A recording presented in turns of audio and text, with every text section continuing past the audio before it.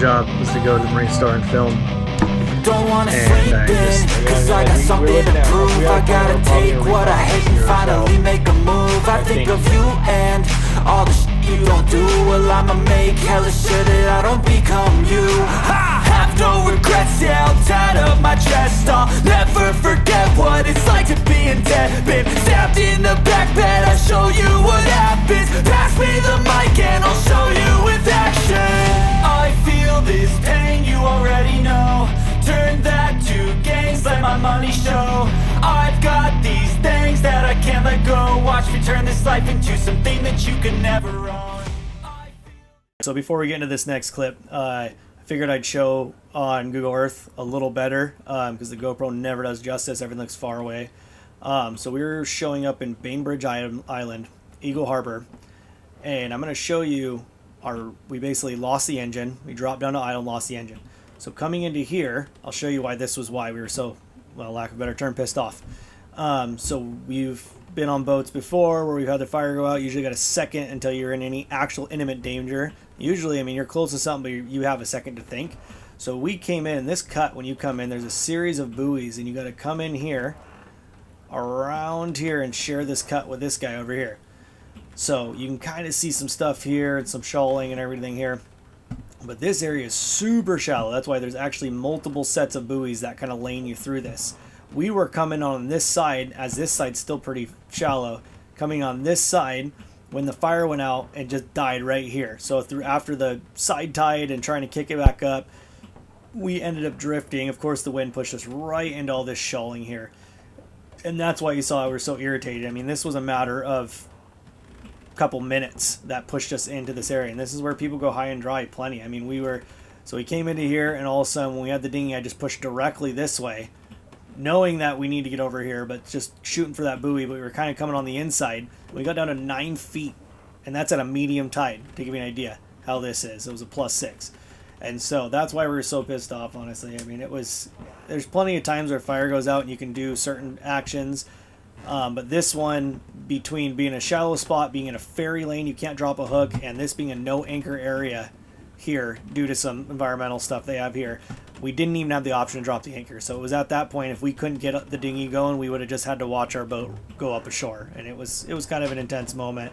But that kind of explains before when you see why we're so irritated. We didn't feel the footage showed that. It looks like it's doing it.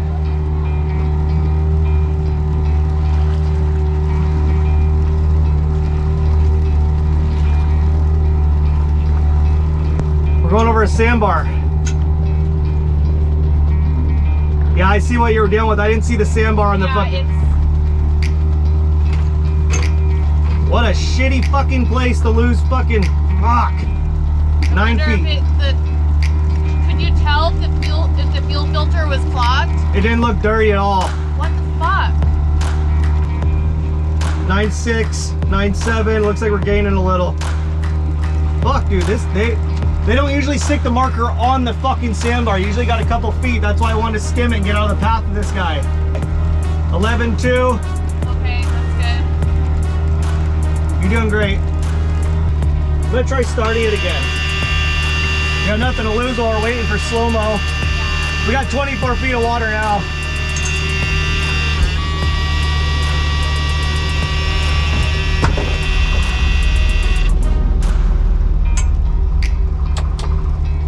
Doesn't want to fucking even try. What's so chaotic here? I can't put a sail or do nothing, you know? Yeah.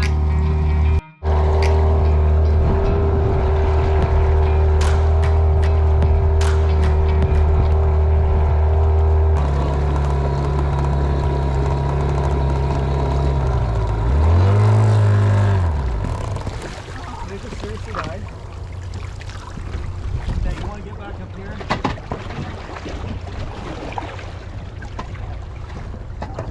Is this really happening?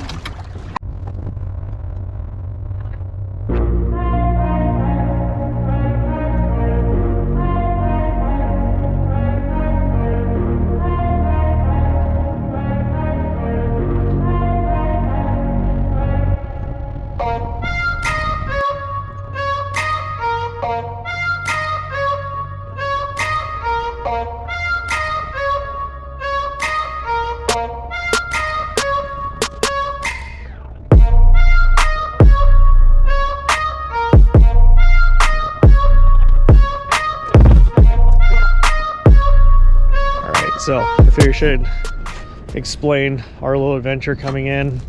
It was pretty chaotic, so I think we caught some footage. I just happened to have the GoPro up, so I decided to record, but even though it was just chaotic, we don't do fake drama, we just have really shitty. Alright, so I'm gonna do this again because I'm retarded with camera, and I had one job, was to go to the marine store and film, and I filmed it, but I filmed it in time lapse, so it was like a fast talking version. Anyways, so I left off with our story to clear up what happened. So the dinghy is always running kind of fluffy when we're loaded. The carb needs to be blown out. I think it's got a clogged jet. Just from sitting, we bought it, came with the boat, and it was just sitting forever. Anyways, we kind of been looking for an outboard, so we didn't really mess with it. I'm like, oh, I'm gonna pull the carb off sometime and clean it. Quick job. And so whatever, so we side tie and we're motoring along, and I'm not pushing the dinghy hard on purpose because I don't trust this freaking outboard, and it runs like a just piece of crap. And so I got it like half loaded and we're cruising. Steph hops in the dinghy, does awesome. She's throttle and I'm steering on the boat, on the sailboat, and so she's throttled in there and just waiting for my cue. And it's just like we're just getting out of the shallows now, and the current kicked, it was pushing us right into the shallow, and we were getting there. I mean, it was do or die. And like I said, I can't throw a hook out. I was about to just do it anyways, and so we get going out, we finally get going, all of a sudden it bull dies, and so I jump. She's over there trying to start it, and this thing, when it does, I think it loaded up. It just loaded up from clog crap or too much fuel, and so we jumped in the dinghy, full throttle, cranked it, fires it up, blow it out, basically. I'll blow the thing up now at this point, I don't even care. And get it going again, jump back, we start making way. Now the current's a half knot current pushing us out, and then we had gusts of winds pushing our side away from the dock. And so, I don't think I mentioned this before, but we're in the mooring field, there's like buoys, it could hit, there's a certain area you can anchor. I'm not really sure, don't have the damn time to look at the charts and figure it out, but there's a sweet guest dock here. It's like T-shaped, and I was like, we're gonna go into the dock. The wind's pushing us off the dock, the current's pushing us away from the dock, and so I was like, we're just gonna go in slow, and I'm gonna steer us in. I told her to wait for me to cut the throttle, and I was like, I'm just gonna go in. So I went in extra far, expecting the wind to blow us off, and we were like right on scope just to run it in. I was gonna jump off and rear line it and suck it down. And then we had a plan that I was gonna jump off, suck it down when I'm off. She's gonna jump off the dinghy and throw me a front line, and we're gonna do that. Well, as soon as we're cruising, the freaking dinghy dies again, and I don't know if we captured this. I don't know. I just hook it on the railing, and so hopefully we got some, but it dies again. And so we get it started again, and I just go for it. Just punch it. Like, I didn't give a shit. Like, just push to the dock. And by then we'd lost all the, we just like slowly I was gonna run straight on, just parallel with this dock. I mean, easy freaking dock for the situation. And now it's blown the bow all away, pointing way away from the dock. So I had to like curve and come back. So she kind of hits it. I just said, get it hot, you know, because you know, if you're not moving, you have no steering really. I mean, this thing has a big rudder, but it needs to move somewhat, and with the current. So I just had her go for it. We got a little bit hot coming in. You'll probably see it in the video. Hopped off, hooked the stern. The front started coming around, and then the wind blew the front off, and so we got it all handled. We midlined it and everything. So it just sucked, because like we were like right on. That's life, right? But if we had no current and wind, we would have been just money on that shot. But you know, we got into a dock, so that was pretty good. That was kind of like probably the brazen more move. I probably should have went for mooring bulb. Two reasons I did anchors, because I couldn't set my anchor hard with the dinghy, was one, and more importantly, if it slipped, or we've been having a ton of windstorms swing us around, if for whatever reason it slipped, I can't really reset. I just got to hope that it drags. I'm going to tear my fuel system apart. So. All right, so I got some fuel line. That means I got a date with a fuel tank tonight. Well, fuel tank, pickup hoses, and some other odds and ends. Sorry, across the street. Okay, so yeah, so anyways, I got my fuel line. Great little marine store down here. It was nice. It was at walking distance. So far, Eagle Harbor has a lot to offer. We're liking it so much. The market's just across the way. Marine store right there. It's actually been pretty nice so far. All right, so let's see, shine a light here so you can see. So, crap. Little valve right. 2 tanks. Front's water. That one's fuel. Valve there. That's my valve for my furnace, and then the little fuel pump behind it. So the gray line, that's all the new stuff. And then you can't see this big freaking battery I put here. It couldn't fit the 4th battery in my box. So anyways, I'm gonna pull it out. I'm gonna put the T right in there. See if I get the damn engine to start. So that's operation number 1. It's pretty chaotic down there. Let's see if it fires up, I guess. Okay.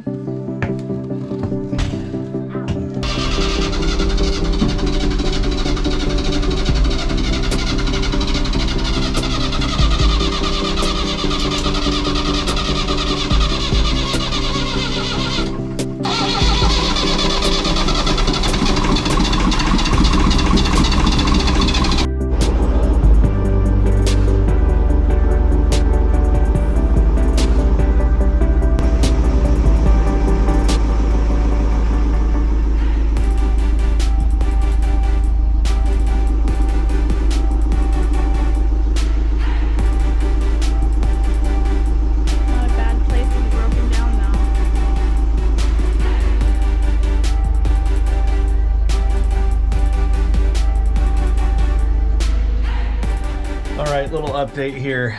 All hell's breaking loose. So, I've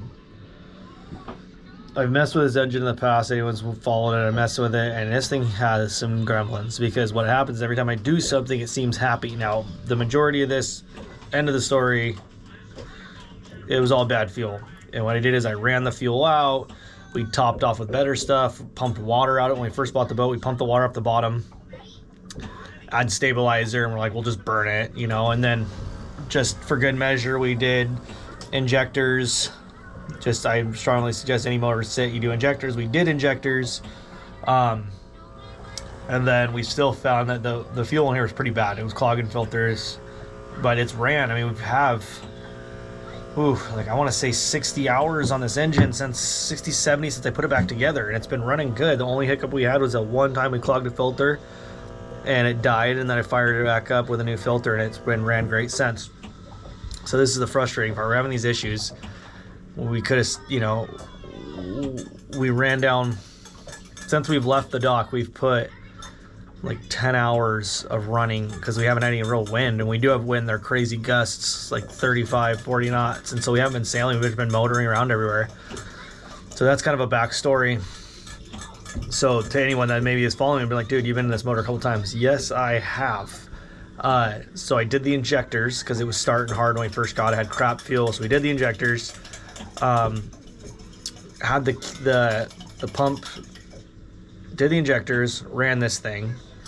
We did the injectors, and then I did the O-rings. So I tore the whole engine down, ran this thing home, ran it around a couple times, couple trips, and then it died because of crap in the tanks. Algae. After we'd already pumped the water and stabilized, we still had algae. So changing the filter was good. Well, I had a spin-on filter, Raycor, which I don't like changing underway because it just makes a mess, all this stuff. So after that trip, we got back, we drained the tanks completely down, sucked everything out of them, bone freaking dry. And I changed to a bigger Raycor, and then I put the fuel polishing system in, preventably knowing that. And then we put fresh fuel, and then I biocide the fresh fuel to kill any algae that could still be sitting in corners and hiding. So like this is all preventive stuff. And then we ran this thing around, and it's been great. Well, I actually put some of that fuel in my Dodge, they have an 03 Dodge 3500 I had before we left. And it wreaked havoc on that thing. I mean, there was no visible water in it, but I think it actually started clinging to it. I've heard of it. If it gets old enough, it starts breaking down. And it was really pissed that truck off. I mean, water and fuel was constantly coming on. I was changing filters every week for like 2 months. I mean, and there was a couple gallons I put in my truck, and I had 25 gallons of diesel and put 3 gallons, I think, of crap stuff out of this, and it just ended its life. Anyways, so that was concerning. So fast forward, we thought it was the airlock issues. I thought it was crap in the tank. I cleaned everything out, and we're still not running, and now we're getting a miss. diesels don't miss. They're not like gas engines where they have, you know, coils and distributors and stuff that does that. The injection pump dictates that, so we got a miss. Or either got a clogged injector or the injection pump. Okay. So we're in Bainbridge Island now. We're stuck on a dock that had a 2-day maximum. And I'm tearing into this thing. I mean, this sucks. Now, the other thing about this that adds the ultimate complication is I can fix anything on this engine. The ultimate complication is that parts for this engine are very hard to freaking find. Very, very hard. Perkins engines, old school Perkins are harder to find parts for. Stuff like that are harder. Lehman's are fairly hard. This particular model was really obscure and is damn near impossible to find parts for. American Diesel, they specialize in Lehman parts, and they don't have really any parts for this. They have a couple things. They don't have, so anyways, long story short. So I get to preventively, just because I don't want to mess with it, I'm going to pull these injectors off. So I think that bad fuel could have fouled the injector. So this is the real can of the worms thing. So last night I was firing it up, and it was still kind of running, man. So I wanted to eliminate my whole fuel system, make sure that everything was clean, we didn't have issues. So I just put it in a jerry can right off of the mechanical fuel pump. I put a hose in there. That should just, if you have air coming in, blockage, or that isolates all of it. Fired it up, idles, and then all of a sudden, boo, like it dies, like it's gonna die, like it's missing. And so I'm like, fuck. So a trick on your diesel, if you're ever missing, you want to isolate it, is go and crack the injectors loose. And the one that you crack loose, as soon as you crack them loose, it should idle down because that engine's not firing anymore. And the one you crack and it doesn't idle down, that's a dead cylinder because it wasn't helping. So I go to crack it, and for those of you familiar with, or have ever had your hands on it, I went and cracked the injector line here, and there's an end on these things that sits and it seats in. Well, it popped off. I mean, it blew off. I cracked it and it blew this end off. These are like pressed on, basically lines toast when those go. Okay, so I freaking cracked it, boom, blew that thing off. So what I'm thinking is that can be a clogged return line building. Someone's building way too much pressure. These high pressure pumps put out a lot of freaking pressure, and they're supposed to go somewhere. When they don't go somewhere, they build pressure, and it's got to go somewhere. So the only thing I could think is that I thought it was a clogged return, maybe. Return's clear. So I'm thinking this whole injector here is not opening or getting stuck and opening seldom, and the pressure had to go somewhere. So when I cracked it, it freaking blew the line out. So what does that mean? Stressful warning later.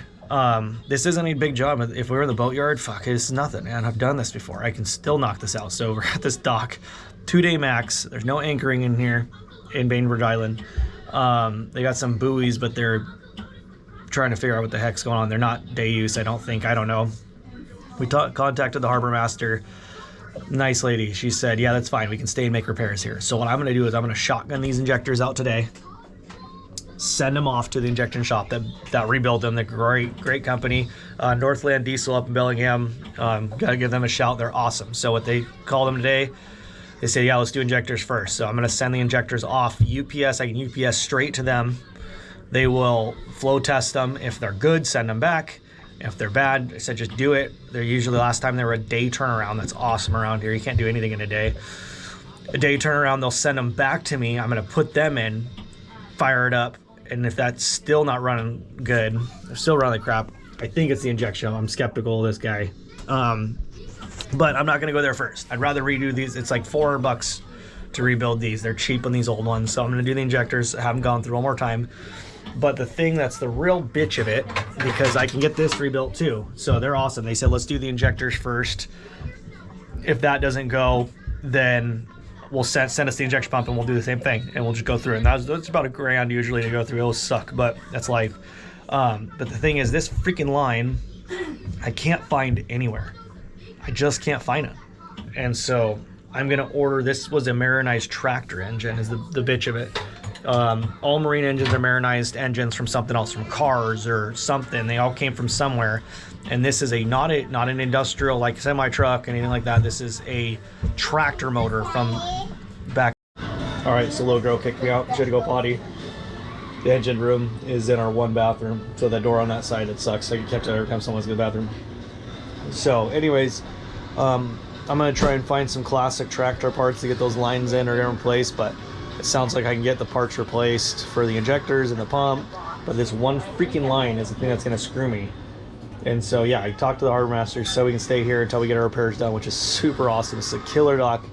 If you haven't been here, I actually have never been here. Bainbridge Island is awesome, has a lot to offer over in Eagle Harbor. Really like it here. The dock fees are super affordable. I think it's $30 a night with power for a 48-foot boat, which is just around here is just freaking cheap. You know, everything usually double that. We're across the way from Seattle, so I can walk on a ferry and go to Seattle if I need anything.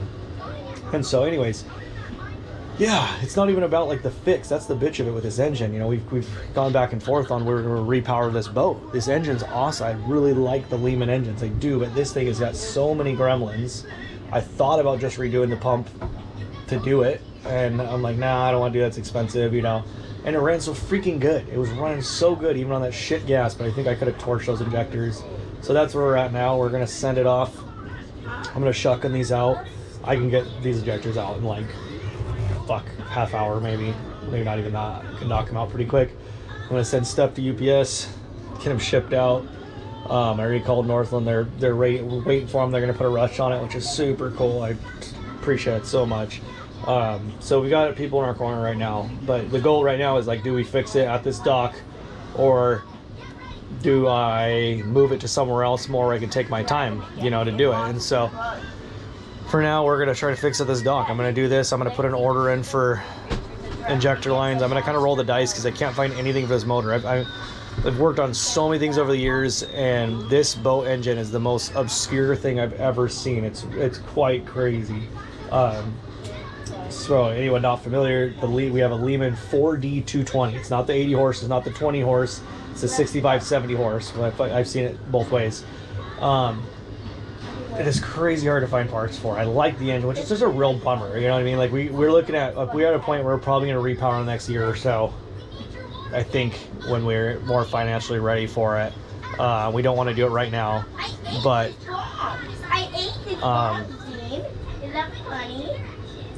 we're gonna probably maybe have to repower. We're gonna see. I'm gonna get this done and see if it just runs, because it's for me it's just parts, which suck. And so I don't know. We'll see what happens with it. I really like the engine. It's only got 1,200 hours on. Yeah, I'll plug it. This freaking motor is a great design. It's only got 1,200 hours on it, but it's just I can't literally I'm getting hunkered down here because of one freaking fuel line I can't get. So I'm gonna order some different classic tractor parts. I'm gonna match the injection pump brand. It's a Sims pump. They use that in a lot of different applications. So what I'm gonna do now is I'm gonna try to match the ends. Now on these old ones, as long as all the lines are the same length, it doesn't matter how long they are. You don't want to get crazy, but they all need to be the same length. It'll mess with your injection timing. So if I find lines with the right ends, I can bend them, which is a total bear. I can bend them to where they need to be. It's not the greatest thing to do, but it'll work. And so that's what we're in now. If I can get a fuel line, but yeah, so it sucks, man. We're totally pinned down because of a freaking fuel line blew off. You know, I can do anything if I got parts, but I can't do anything if I don't have freaking parts. And so, yeah, that's where we're at now. I'm gonna tear these out and we're gonna go from there. So, yep, I'll get back when I got another update. But yeah, we're pinned down now. This is kind of sucks. That was just what happened at the dock. We tested it, moved it, and everything was running just awesome. So that's life, right? We also got a sick kid. Rose has the flu. We thought she was seasick and puking nonstop. So it's just, yeah, this is the rough time of cruising. Yeah, we just started and we were just enjoying ourselves, and so we'll get her buttoned up. We'll figure it out either way, but damn, this sucks, honestly. It's just these old engines usually just run, and I have a theory, you keep poking at stuff, you're going to find something, you know, so it's like, this engine, I just need to put it to bed. If I get this done, just run it, it'll be happy. Other than that, it was running killer. I mean, honestly, that was the other thing I don't think I mentioned, I may not have mentioned, is we went cruising this thing around, and it's been running awesome, smooth as hell. We were freaking cruising in on a pretty soft cruise in, and then it just freaking died. So I think it's getting plagued by bad fuel, but that's life. So anyways, that's my little update for now.